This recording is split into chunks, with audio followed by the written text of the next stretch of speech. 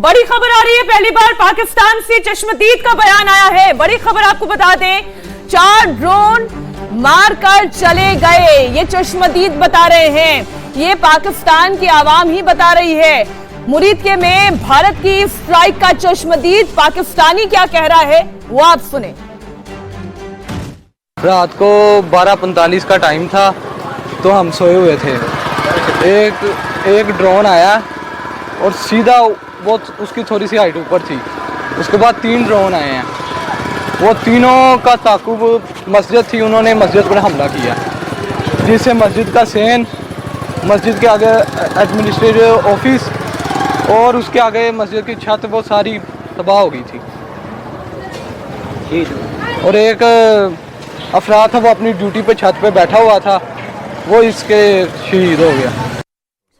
तो 12:45 का टाइम यहाँ चश्मदीद बता रहा है। अगर इंडियन टाइम के हिसाब से समझेंगे तो 1:15 बजे के आसपास का ये समय रहा है जब भारत ने स्ट्राइक की है। अब चश्मदीद खुद अपनी बात बता रहे हैं, यानी पाकिस्तानी खुद ये बता रहे हैं कि कल भारत ने क्या हमला किया, कल भारत ने कैसे टारगेटेड हमला किया है। एक और चश्मदीद का बयान आपको सुनवाते हैं।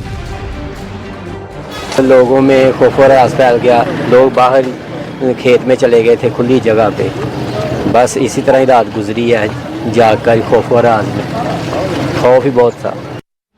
तो खौफ बहुत था, आप समझिए ये खौफ अब पाकिस्तानी में जो आतंकवादी हैं उनके अंदर बैठ गया है। और ये डर वाकई में अच्छा है, ये डर बना रहेगा तभी आतंकवाद फिर से अपना सर नहीं उठा पाएगा। और यही डर पैदा करने की कोशिश भारत ने की है हमेशा करना साहब, और इस बार वो डर हम पैदा कर पाए हैं। मसूद अजहर हो या बाकी आतंकवादी हो, सब डरे हुए खौफ में छिपे छिपे नजर आ रहे हैं। बिल्कुल, और आप इससे पहले बात कर रही थी कि हमें पुष्टि कैसे करनी होगी कि ये अटैक का क्या इफेक्ट हुआ है। आप देखिए वो खुद आके खुलेआम बोल रहे हैं कि हमारा क्या क्या डैमेज हुआ है।